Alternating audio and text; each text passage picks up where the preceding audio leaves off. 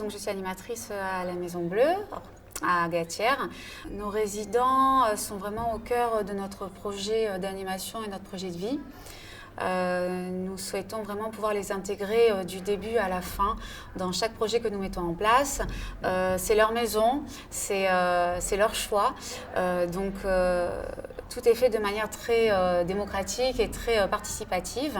Nous sommes partis sur une action intergénérationnelle parce que c'est quelque chose qui tient au cœur de nos résidents.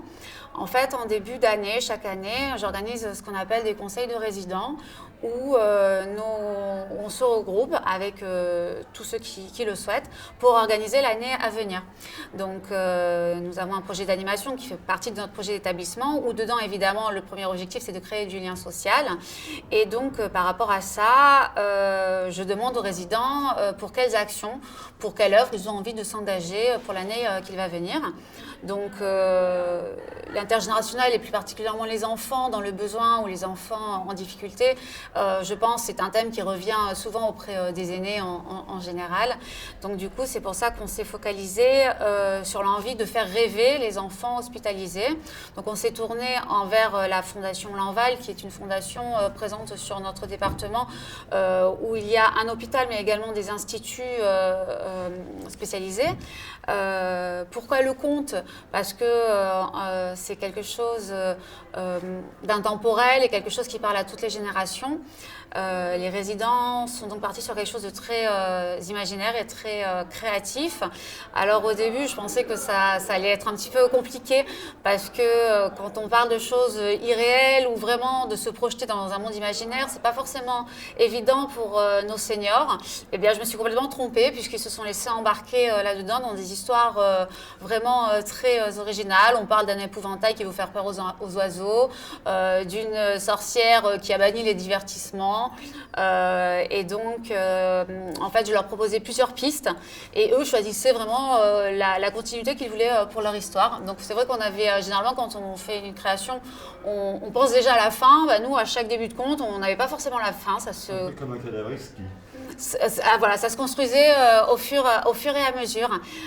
Donc on a voulu faire un support visuel et un support auditif pour pouvoir être, comment je vais dire ça, diffusé auprès des enfants qui aient des handicaps auditifs ou visuels.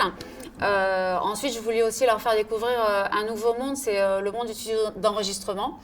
Donc elles sont, alors je dis elles parce que c'était, bon il y a beaucoup plus de dames en résidence de retraite et c'est elles qui sont venues enregistrer en studio. Donc c'était aussi pour elles quelque chose d'inédit et aussi une source de fierté. Elles adoraient venir raconter ça à leurs copines quand on rentrait. Ensuite, on a travaillé avec les enfants d'un centre de loisirs qui s'appelle Loisirs Éducation Art. C'est un ancien centre de loisirs où j'ai travaillé et où j'ai gardé contact et où nous sommes sur la même longueur d'onde, je vais dire, avec la directrice de ce centre quant à faire partager des moments intergénérationnels entre les seniors et les plus jeunes. Voilà. Donc on est vraiment dans une dynamique où on a plaisir à se rencontrer et où on a envie de faire les choses ensemble. Et en même temps, j'avais envie aussi de travailler sur la tolérance entre les enfants envers les personnes âgées envers les enfants. Des fois, on parle de rupture entre les générations. Ben là, non, là, vraiment, c'était plutôt voilà, la symbiose entre ces générations-là. Et aussi de pouvoir travailler et apporter un autre regard sur l'hôpital au niveau des enfants qui sont, on va dire, en bonne santé et envers les enfants qui sont plus en difficulté. Donc, travailler là-dessus et aussi, voilà, je reviens sur le mot de tolérance entre les générations, entre les différents résidents avec des pathologies différentes, les enfants avec des pathologies différentes aussi. Et c'est pas parce qu'on est différent que l'on ne peut pas faire partie d'un beau tout. Voilà. En tous les cas, bravo, car le projet est très réussi. Merci. Alors, il y aura une suite à ce projet. Nous espérons et nous suivrons. Nous allons, donc ça ce sera pour l'année 2020, on va mettre en scène nos contes en réalisant un spectacle de marionnettes et en montant une petite troupe de marionnettistes qui seront évidemment nos résidents. Voilà. Parfait. Nous serons très attentifs à tout cela. Merci.